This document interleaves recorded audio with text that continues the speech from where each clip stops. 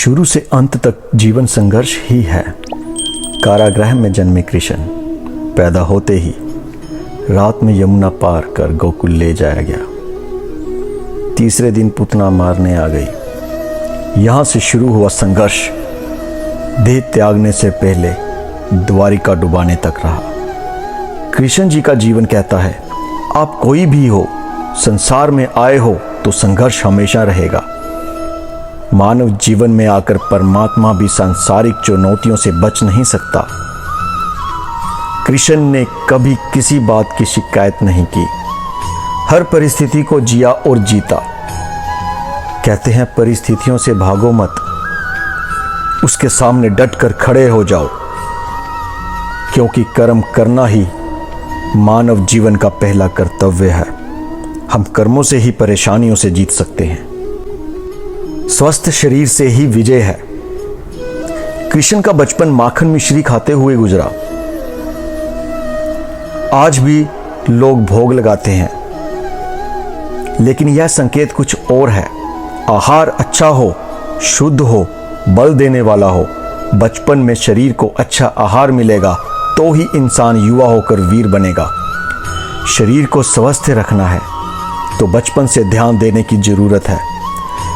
यह उन युवाओं के लिए बड़ा मैसेज है जिनका बचपन अभी अपने माता पिता के हाथों में है।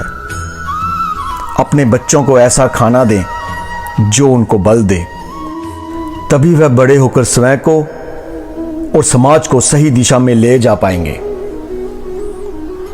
पढ़ाई किताबी ना हो, रचनात्मक हो। कृष्ण ने अपनी शिक्षा मध्य प्रदेश के उज्जैन में सांदीपनी ऋषि के आश्रम में रहकर पूरी की थी। कहा जाता है 64 दिनों में उन्होंने 64 कलाओं का ज्ञान हासिल कर लिया था। वैदिक ज्ञान के अलावा उन्होंने कलाएं सीखी। शिक्षा ऐसी होनी चाहिए जो हमारे व्यक्तित्व का रचनात्मक विकास करे। संगीत, नृत्य, युद्ध सहित 64 कलाओं कृष्ण के व्यक्तित्व का एक हिस्सा है। बच्चों में कोरा ज्ञान ना भरें, उनकी रचनात्मकता को नए आयाम मिलें, ऐसी शिक्षा व्यवस्था हो। रिश्तों से ही जीवन है, बिना रिश्तों के कुछ नहीं। कृष्ण जी ने जीवन भर कभी उन लोगों का साथ नहीं छोड़ा जिनको मन से अपना माना। अर्जुन से वह युवावस्था में मिले, ऐसा महाभारत कहती है, लेकिन अर्जुन से उनका रिश्ता हमेशा मन का रहा।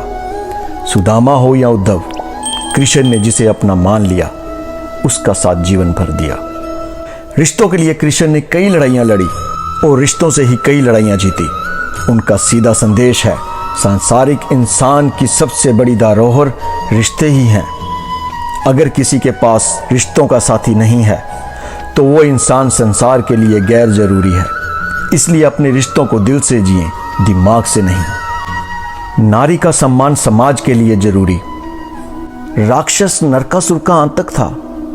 करीब 16,100 महिलाओं को उसने अपने महल में कैद किया था। महिलाओं से बलात्कार में उसे सुख मिलता था।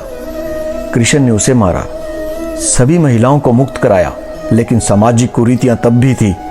उन महिलाओं को अपनाने वाला कोई नहीं था। खुद उनके घर वालों ने उन्हें दूषित मानकर त्याग दिया। ऐसे में कृष्ण आगे आए, सभी 16,100 महिलाओं को अपनी पत्नियों का दर्जा दिया। समाज में उन्हें सम्मान के साथ रहने के लिए स्थान दिलाया। कृष्ण ने हमेशा नारी को शक्ति बनाया, उसके सम्मान के लिए तत्पर रहे। पूरी महाभारत नारी के सम्मान के लिए ही लड़ी गई। सो आप कृष्ण भक्त हैं तो अपने आसपास की महिलाओं का पूरा सम्मान करें। कृष्ण की कृपा पाने के लिए यह सरलतम मार्ग है। आपके मतभेद अगली पीढ़ी के लिए बाधा ना बने। कम ही लोग जानते हैं, जिस दुर्योधन के खिलाफ कृष्ण ने आजीवन पांडवों का साथ दिया, उसकी मौत का कारण भी कृष्ण की कूटनीति बनी।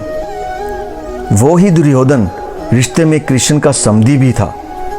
कृष्ण के पुत्र साम ने दुर्योधन की बेटी लक्ष्मणा का अपहरण करके उससे विवाह किया था, क्योंकि लक्ष्मणा साम से विवाह करना चाहती थी, लेकिन दुर्योधन खिलाफ था।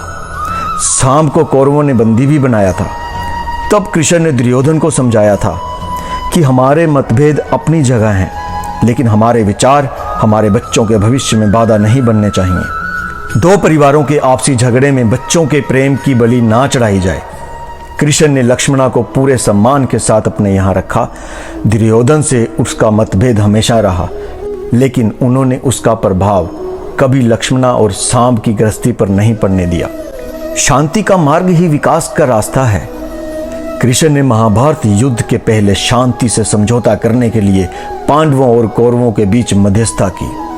हालांकि दोनों ही पक्ष युद्ध लड़ने के आतुर थे, लेकिन कृष्ण ने हमेशा चाहा कि कैसे भी युद्ध टल जाए, झगड़ों से कभी समस्याओं का समाधान नहीं होता।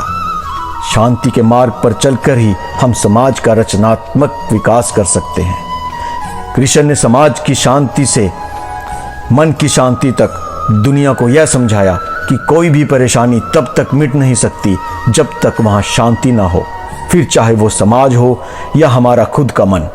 शांति से ही सुख मिलता है, साधनों से नहीं। हमेशा दूरगामी परिणाम सोचें। महाभारत में जुए की घटना के बाद पांडवों का वनवास हो गया। कृष्ण ने अर्जुन को समझाया कि यह भविष्य के लिए तैयारी करने का है। महादेव शिव, देवराज इंद्र और दुर्गा की तपस्या करने को कहा। कृष्ण जानते थे कि दुर्योधन को कितना भी समझाया जाए, वो पांडवों को कभी उनका राज्य नहीं लौटाएगा। तब शक्ति और सामर्थ्य की जरूरत होगी। कर्ण के कुंडल कवच पांडवों की जीत में आड़े आएंगे, यह भी वह जानते थे। उन्होंने हर चीज पर बहुत दूरगामी सोच रखी थी। कोई भी फैसला तत्कालिक आवेश में नहीं लिया, हर चीज के लिए आने वाली पीढ़ियों तक का सोचा। यही सोच समाज का निर्माण करती है। हर परिस्थिति में मन शांत और दिमाग स्थिर रहे। पांडवों के राजसू यज्ञ में शिशुपाल कृष्ण को अपशब्द कहता रहा। छोटा भाई था, लेकिन मर्यादाएं तोड़ दी। पूरी सभा चकित थी, कुछ क्रोधित भी थे, लेकिन कृष्ण शांत रहे, मुस्कुरा रहे थे। शांति दूत बनकर गए दुर्योधन ने अपमान किया, कृष्ण तब भी शांत रहे। अगर हमारा दिमाग स्थिर है, मन शांत है, तभी हम कोई सही निर्णय ले पाएंगे। आवेश में हमेशा हादसे होते हैं, यह कृष्ण सिखाते हैं। विपरीत परिस्थितियों में भी कभी विचलित नहीं होने के गुण कृष्ण से बेहतर कोई नहीं जानता। लीडर बने, शौर्य लेने की होड़ से बचें। जहां ऐसे राजाओं का राज था जो भ्रष्ट थे, जैसे जरासंध, लेकिन कभी किसी राजा का सिंहासन नहीं छीना। कृष्ण के पूरे जीवन में कभी ऐसा नहीं हुआ कि उन्होंने किसी राजा को मारकर उसका शासन खुद लिया हो। जरासंध को मारकर उसके बेटे को राजा बनाया, जो चरित्र का अच्छा था।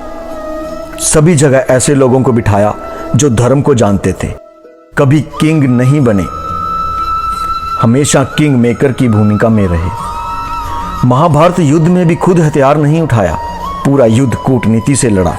पांडवों को सलाह देते रहे, लेकिन जीतने का श्रेय भीम और अर्जुन को दिया।